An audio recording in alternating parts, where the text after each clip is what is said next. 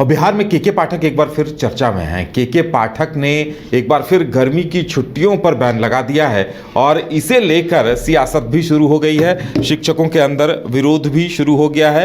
अब बड़ा सवाल ये है कि क्या आगे कुछ होगा या फिर के पाठक का फरमान ही अंतिम होगा। हमारे साथ हमारे सहयोगी अभिषेक पटना से जुड़े हुए हैं। अभिषेक, के पाठक ने जिस तरह से गर्मी छुट्टियों पर बैन लगाने की घोषणा कर दी है, क्या कुछ रिएक्शन सामने आ रहा है?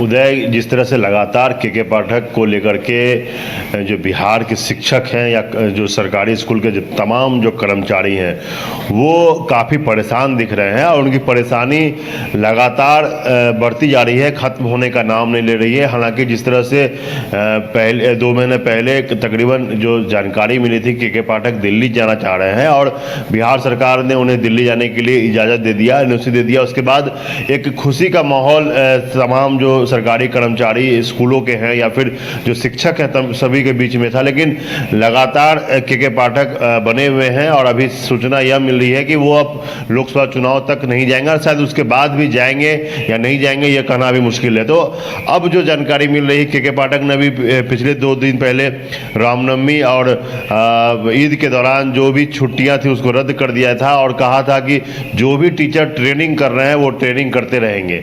तो उसके बाद मुख्यमंत्री नीतीश कुमार को हस्तक्षेप करना पड़ा और उन्होंने एक नया निर्देश जारी किया कि नहीं, जो ईद के दौरान और रामनवमी के दौरान छुट्टियां रहेंगी और उसके बाद जो उनका जो ट्रेनिंग प्रोग्राम है वो अपना कराते रहेंगे।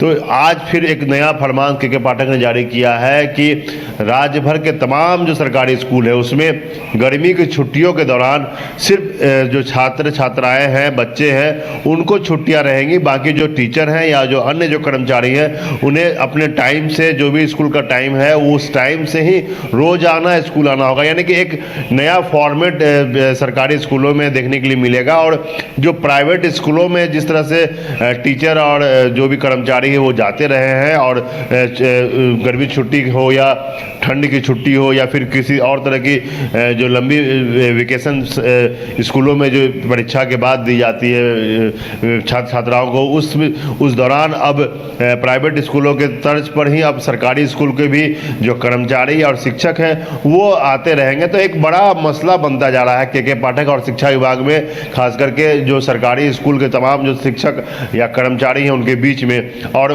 कहीं से भी राहत मिलता हुआ नहीं दिख रहा है सरकारी स्कूलों के कर्मचारी और शिक्षकों को।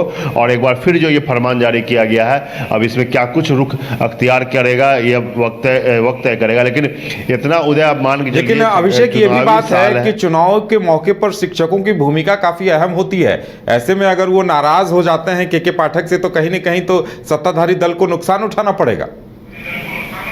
बिल्कुल यही बात मैं बोल रहा था उदय कि अगर चुनाव के समय तमाम जो बूथ है, जितने बूथ होते हैं उसमें मैनेजमेंट के काम में टीचरों को लगाया जाता है और उस वक्त अगर टीचर नाराज है, जिस तरह से लगातार उन पर हमला हो रहा है या फिर कहें कि जो सख्तियाँ बढ़ती जा रही है, हाँ, मुख्यमंत्री तक को हस्तक्षेप करना पड़ रहा है और कई बार हस्तक्षेप करने के बाद उनके भी आदेश का पालन होता है और इसका खामियाजा हो सकता है कि इस बार के लोकसभा चुनाव में नीतीश कुमार को बतौर जो उनके उम्मीदवार होंगे एनडीए के, उस पर भोगना पड़े। लेकिन यह बहुत मुश्किल होगा नीतीश कुमार के लिए कि चुनावी साल में के पाठक जैसे अधिकारी को कंट्रोल कर पाना और जो नाराज जो शिक्षक है या शिक्षक कर्मी हैं या फिर जो सचिवालय जो स्कूलों के कर्मी हैं उनको ठीक रख पाना या खुश रख पाना। क्योंकि जिस तरह से लगातार के पाठक एक से एक फैसले ले रहे हैं, एक के बाद एक फैसले ले रहे हैं और सभी फैसले से टीचर खास करके वो नाराज हो रहे हैं। तो इसका खामियाजा हो सकता है कि चुनाव में भुगतना पड़े। लेकिन यह तय है कि के पाठक को लेकर के लगातार जो गर्माहट है वो बनी हुई है। चलिए अभिषेक, हमारे साथ जुड़ने के लिए और तमाम जानकारी देने के लिए आपका बहुत बहुत धन्यवाद। तो देखने वाली बात यह होगी कि के पाठक का जो फरमान है उस पर क्या कोई सरकार हस्तक्षेप करेगी और अगर नहीं करती है तो नाराज शिक्षकों का कोपभाजन कहीं सत्ताधारी दल को ना बनना पड़े। फिलहाल हमारे साथ इतना ही, हमें दीजिए इजाजत और आप देखते रहिए न्यूज़ बाइस्कोप। नमस्कार।